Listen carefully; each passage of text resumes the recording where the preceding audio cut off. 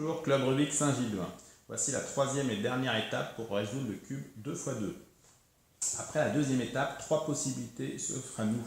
Soit on a de la chance et le cube est terminé, et tout le jaune est bien positionné.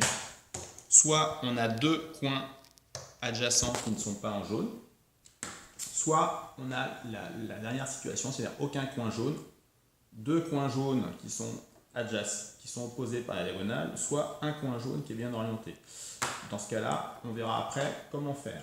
On s'attaque au cas le plus fréquent, c'est-à-dire deux coins qui ne sont pas bien orientés. Dans ce cas-là, on va appliquer ce qu'on appelle la méthode de la chaise. Et là, c'est la double chaise, c'est-à-dire qu'on va faire une chaise à droite et une chaise à gauche. Savoir que la double chaise agit sur les deux coins qui sont à votre droite et vont faire en sorte que la couleur qui est sur la droite va venir sur le dessus. Donc c'est-à-dire que quand vous appliquez la double chaise, faire attention à la couleur qui est sur le côté. Si on se mettait comme ça, effectivement, ici, les couleurs rouge et orange, ça arriverait sur le bleu, donc ça ne marcherait pas.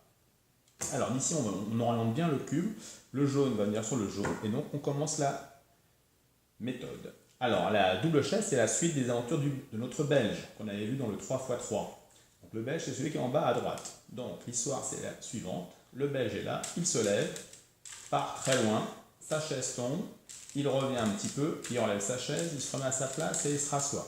Et là, surtout important, on ne touche à rien, on lâche la main gauche et on recommence une chaise à gauche. Il se lève, part très loin, sa chaise tombe, il revient un petit peu, il enlève sa chaise, il se remet à sa place et il se rassoit. Et là, on a terminé le cube 2x2. Alors, pour les cas suivants, si vous avez 4 points non orientés, ici, on peut voir qu'on a le jaune sur la droite, donc on fera une chaise à droite et à gauche pour ces deux-là. On tournera le cube et on fera la même chose, une double chaise. Donc deux doubles chaises. Si vous n'avez qu'un coin bien orienté, on fera une double chaise en réfléchissant où se trouve le jaune. Donc par exemple ici on pourra commencer par ces deux-là. On fera la chaise à gauche et à droite. Le jaune se mettra correctement ici, alors que là ça sera le rouge. Donc là on aura deux rouges et on aura nos deux jaunes à l'opposé. Donc il nous restera les rouges ici à positionner sur la face rouge. Et si on a ce cas un petit peu embêtant, il suffira de faire seulement, par exemple, un quart de tour, de façon à ce que le jaune vienne ici et l'orange ici. Et si l'orange est ici, il n'y aura plus qu'à faire le dernier quart de tour.